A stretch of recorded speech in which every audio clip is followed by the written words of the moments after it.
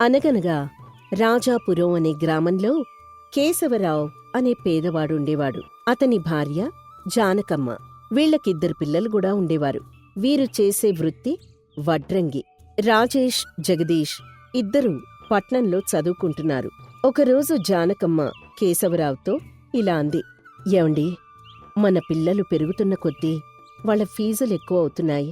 ఈ వడ్రంగి పనిమీద మనకొచ్చే ఆదాయం చాలా తక్కువ కాబట్టి నాకొక ఆలోచన వచ్చింది. మనం పట్నం వలస వెళ్తే అక్కడ పనిచేసి డబ్బులు సంపాదించి మన పిల్లలకి ఫీజులు కట్టొచ్చు కదండి. ఏంటి, ఎప్పుడూ రాని ఆలోచన ఇప్పుడెందుకొచ్చింది? నాకీ వడ్రంగి పని తప్ప ఇంకే పని రాదు. కాబట్టి పట్నం వెళ్లకుండా ఇక్కడే ఉంటూ ఈ పని చేసుకుందాం. ఆ అవును మరి. ఈ చెక్క బొమ్మల్ని, ఈ చెక్క తలుపుల్ని చేసి మీరేం సాధించారులేండి. అయితే ఇప్పుడేం చేయమంటావే? నేను మాత్రం పట్నం రాను. ఎందుకంటే ఇది నా కుల వృత్తి. ఇది వారసత్వంగా చేసే పని. ఈ రోజు పిడికడ అన్నం తింటున్నామంటే దానికి కారణం ఈ వడ్రంగి పని. అవును మరి. కులవృత్తి అనుకుంటూ కాలాన్ని గడుపుతున్నారండి మీరు. నేను చెప్పేది కాస్త వినండి. ఈ రోజుల్లో అన్నీ యంత్రాలైపోయాయి. ఇప్పుడెవ్వరూ చేత్తో చెక్కే వస్తువుల్ని తయారు చేయడం లేదు. వడ్రంగి పని చేసేవారు కూడా కనిపించటం లేదు. ఈ మధ్యన మనకి బేరాలు కూడా తక్కువగా వస్తున్నాయి. అలా అని చేతితో తయారు చేసే వడ్రంగులందరూ కనుమరుగవుతున్నారు. చేతితో తయారు చేసే ప్రతి వస్తువు కూడా ఎక్కువ కాలం పనిచేయదా? పూర్వం చెక్కతో నాగలి, మంచాలు, తలుపులు ఇవన్నీ కూడా చేత్తో తయారు చేసేవాళ్ళు. అందుకే అవి గట్టిగా ఇప్పటికీ చెక్కు చెదరకుండా అలానే ఉన్నాయి.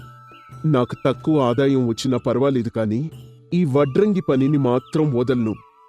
అయినా నాకొక ఆలోచన ఎప్పటినుంచో వస్తోంది.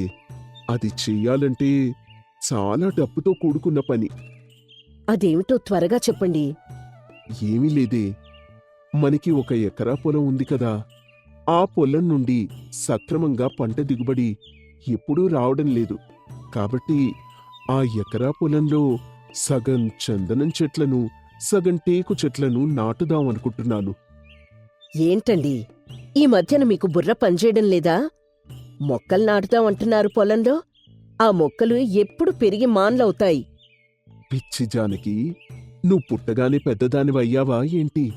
అలానే ఈ మొక్కలు కూడా పెరిగి పెద్దవయ్యేసరికి సమయం పడుతుంది. మొక్కలు బాగా పెరగడానికి మంచి రసాయన ఎరువులను వేసి పెంచితే కొన్ని సంవత్సరాలకి పెద్ద మొక్కలవుతాయి. అప్పుడు మనం చెట్లు కొంటం మానేసి మన సొంత చెట్లతో వస్తువుల్ని తయారు చేసి అమ్మడం వలన మనకి మంచి లాభం వస్తుంది. ఈ ఆలోచన ఏదో బావుందనిపిస్తోందండి అని వీళ్ళిద్దరూ మాట్లాడుకుంటూ ఆ సమయంలో అక్కడికి సుబ్బయ్య ఒక పాత నాగల్ని తీసుకునొస్తాడు. సుబ్బయ్యని చూసి కేశవరావు, నమస్కారం సుబ్బయ్య గారు. ఏంటి, చాలా రోజుల తర్వాత నాగలి పట్టుకుని ఇంటికొచ్చారు? ఏమీ లేదు కేశవరావు, నాగలి చాలా పాతదైపోయిందయ్యా. దీని కొంచెం పదును పెడతావని నీ దగ్గరికి తీసుకొచ్చాను. అయ్యా సుబ్బయ్య గారు, ఆ పాతకాలం నాగలి ఇంకా ఇప్పటికి వాడుతున్నారా? దాన్నెందుకు తెచ్చారు? అయినా మీ వయసు కాస్త పెరుగుతోంది. మీరీ నాగల్తో పొలాన్ని దున్నటం కష్టం అవుతుంది కాబట్టి యంత్రాలేవో వచ్చాయట. ఏదో ఒక యంత్రాన్ని కొనుక్కోవచ్చు కదా. ఈ నాగలితో పొలం దున్నడం వల్ల మట్టి మెత్తబడి మంచి పంటనిస్తుందయ్యా. యంత్రాలు పెట్టడం వల్ల తొందరగా పనైతే అయిపోతుంది. కాని నాగలి దుక్కినంత మెత్తగా యంత్రాల వల్ల కాని పని. ఇప్పుడు ప్రజలెవరూ కష్టపడటానికి ఇష్టపడటం లేదు, ఎవరో మాలాంటి వాళ్ళు తప్ప. కాబట్టి ఎక్కువగా యంత్రాలనే వాడుతున్నారు. నాగలి వాడకం చాలా తక్కువగా ఉంది. చాలా మంచి మాట చెప్పారు సుబ్బయ్య గారు.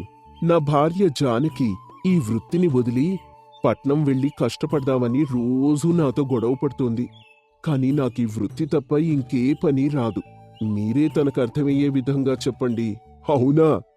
ఏమ్మా జానకి, ఏ పనొస్తే ఆ పనిలోని మంచి నైపుణ్యతను చూపించగలరమ్మా. చేతితో చెక్కిన వస్తువులు దృఢంగా ఎక్కువ కాలం మన్నిక వస్తాయి. ఒక పని మీద నమ్మకం పెట్టుకుంటే ఆ పని మనకి ఎప్పటికీ నష్టపెట్టదు. ఈ రోజుల్లో యంత్రాల వల్ల తయారు చేసిన వస్తువులను కొని నష్టపోయిన వాళ్ళకి బుద్ధొచ్చి చేతితో తయారు చేసిన వస్తువుల్ని బాగా కొంటున్నారు. కాబట్టి కేశవరావుకు నువ్వు కొంచెం సాయం అయితే మీరు మంచి అభివృద్ధిలోకి వస్తారు. అని కొన్ని బుద్ధుల్ని ఉపదేశిస్తాడు. జానకమ్మకి సుబ్బయ్య చెప్పిన మాటలతో జ్ఞానోదయం అవుతుంది. అయ్యా, నా వ్యాపారం పెద్దగా సాగటం లేదు.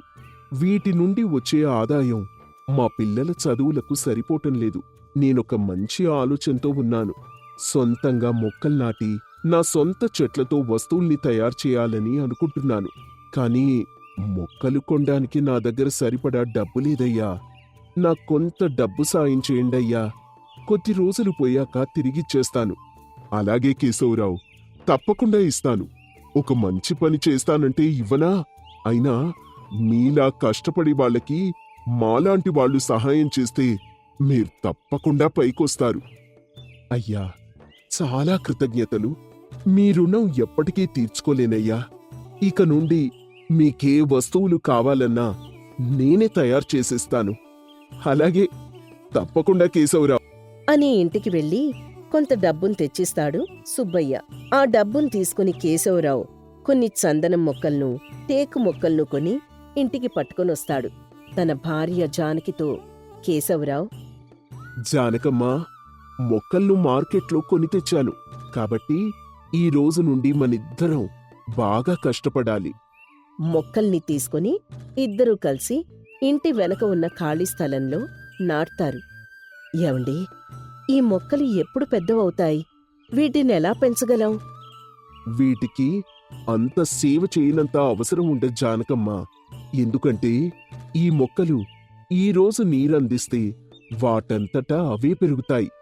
మొక్కలు మొదటన కొంచెం ఎరువు వేస్తే కాస్త తొందరగా పెరుగుతాయి. ఈ మొక్కలకి రోజు నీళ్లను, ఎరువులు నేనే అందిస్తానండి. మీరు కొన్ని వస్తువుల్ని తయారు చేసి మార్కెట్లో అమ్మండి. ఇలా కొన్ని రోజులు గడుస్తూ ఉంటాయి. అదే ఊరికి చెందిన సన్యాసిరావు వాళ్ళ అమ్మాయికి పెళ్లి సంబంధం కుదురుతుంది. వీళ్లకి పెళ్లి దగ్గర పడుతుంది. పెళ్లికి కావలసిన మంచాలు, కుర్చీలు, బీర్వాలు, కొన్ని చెక్క సామాన్లు కావాలని ఎక్కడ కొంటే బావుంటుందని ఆలోచించుకుంటూ పట్నం బయలుదేరతాడు. ఈలోపు సుబ్బయ్య అక్కడకు వచ్చి సన్యాసిరావుతో, ఏంటి సన్యాసిరావు, మీ అమ్మాయికి పెళ్లి సంబంధం కుదిరిందని అందరూ అనుకుంటున్నారు. నువ్వేంటి ఏదో ఆలోచిస్తున్నట్టున్నావు? ఈ మాట నాతో చెప్పనే లేదు. అలా ఏం లేదు సుబ్బయ్య, నీతో చెప్దామని అనుకుంటున్నాను. కాని పెళ్లి హడావిడిలో పడి మర్చిపోయాను. పెళ్లి దగ్గర పడుతోంది. బీరువాలు, మంచాలు ఎక్కడ కొనుక్కుంటే బావుంటాయి? నాది ఒక సందేశం సన్యాసిరావు. అదేంటంటే, అంగట్లో కొనుక్కున్న వస్తువు ఎన్నాళ్ళో మన్నికి రాదు. వస్తువులను మనం తయారు చేయించుకోవడం వల్ల మనకి తక్కువ రేటుకి గిట్టుబాటవుతుంది. ఎక్కువ కాలం దృఢంగా చెక్కు చెదరకుండా ఉంటుంది. నువ్వు చెప్పింది నిజమే సుబ్బయ్య. కాని ఇప్పుడు ఎవరు వడ్రంగి పనిచేస్తున్నారు? చేత్తో ఎవ్వరూ చేయట్లేదు. యంత్రాలైపోయాయి కదా. నాకు తెలిసిన వడ్రంగి ఉన్నాడు. అతని పేరు కేశవరావు. అతను చేత్తో వస్తువుల్ని చాలా బాగా తయారు చేస్తాడు. అతని దగ్గరికి వెళ్దాం పద అని సన్యాసిరావుని తీసుకుని సుబ్బయ్య కేశవరావు దగ్గరికి వెళ్తాడు. సుబ్బయ్యను, సన్యాసిరావును చూసి కేశవరావు, నమస్కారం సుబ్బయ్య గారు. వీరెవరు? ఏ పని మీద ఇక్కడికొచ్చారు? ఏం లేదు కేశవరావు, ఇతని పేరు సన్యాసిరావు. వీళ్ళమ్మాయికి పెళ్లి కుదిరింది. పెళ్లికి కావలసిన చెక్క వస్తువులు నీ దగ్గర చేయించడానికి వచ్చాము. నా కూతురు పెళ్లికి ఇంకా 4 రోజుల సమయం ఉంది. ఈ సమయంలో మీరా వస్తువులు తయారు చేసి నాకు అప్పజెప్పాలి. అలాగేనండి, తప్పకుండా మీకు నచ్చే విధంగా మీ పెళ్లి సమయానికి మీకు నేను అప్పజెప్తాను అని మాటిస్తాడు కేశవరావు. జానకమ్మ మొక్కలకు నీళ్లు పోసి ఇంటికొస్తుంది. వెంటనే కేశవరావు, జానకి, మనకొక బేరం కుదిరింది. ఇక నుంచి మన వ్యాపారం బాగా జరుగుతుంది అని చెప్పాడు. దానికి జానకమ్మ చాలా సంతోషంతో, నన్ను క్షమించండి. నేను డబ్బులకి ఆశపడి మన వృత్తిని మానేసి పట్నం వెళ్దామని నానా మాటలు మిమ్మల్ని అన్నాను. చచ, అదేం మాట జానకి. ఆ రోజు నువ్వా మాట అండం వల్లనే నాలో పట్టుదల పెరిగి ఈ వ్యాపారాన్ని మరింత మెరుగుపరచాలన్న ఆలోచన వచ్చింది. ఇలా కొన్ని రోజులు గడుస్తూ ఉంటాయి. సన్యాసిరావు కూతురు పెళ్లి దగ్గర పడుతుంది. ఈలోపు కేశవరావు మంచాలు, బీరువాలు, కొన్ని వస్తువులను కర్రతో చాలా అందంగా మంచి రంగులు వేసి అద్భుతంగా తయారుచేసి వాళ్ళింటికి తీసుకెళ్లి అప్పజెప్తాడు. ఆ మంచాల్ని, బీరువాల్ని చూసి సన్యాసిరావు, అయ్యా కేశవరావు, నీలో ఇంత ప్రతిభ, ఇంత నైపుణ్యం ఉంటుందని నేననుకోలేదు సుమీ. ఇచ్చిన మాట ప్రకారం వచ్చి అప్పజెప్పావు. అని మెచ్చుకుంటాడు. మీలాంటి వాళ్ళు మా ప్రతిభను తెలుసుకుని వెలుగులోనికి తీసుకురావాలయ్యా. సన్యాసిరావు మంచాలు, బీరువాలను అందరూ చూసి పట్నంలో కొనుక్కోకుండా కేశవరావు దగ్గరే ఊర్లో ఉన్నవాళ్లు, పక్క ఊర్ల వాళ్ళు అందరూ వస్తువులన్నీ అక్కడే తయారు చేయించుకునేవాళ్లు. ఇలా కేశవరావు ప్రజలందరి దగ్గర మంచి పేరుని సంపాదించుకుంటాడు. ఇలా కొన్ని సంవత్సరాలు గడుస్తూ ఉంటాయి. కేశవరావు నాటిన మొక్కలు పెద్దవవుతాయి. ఒకరోజు జానకమ్మ కేశవరావుతో, ఏవండి, మన చందనం మొక్కలు, టేకు మొక్కలు చాలా పెద్దవిగా పెరిగాయి. వాటిని కోసి మనింటి దగ్గరే పెద్ద షాప్గా తయారుచేసి సొంతంగా మన కర్రతోనే రకరకాల వస్తువులను యంత్రాలేమీ వాడకుండా మన చేత్తోనే తయారుచేసి వాటికి రంగులు వేసి అమ్ముదామండి. జానకమ్మ, నేనీ ఆలోచనతోనే మొదట మొక్కలు నాటాని, కాబట్టి నువ్వు అనుకున్నదే చేద్దాం.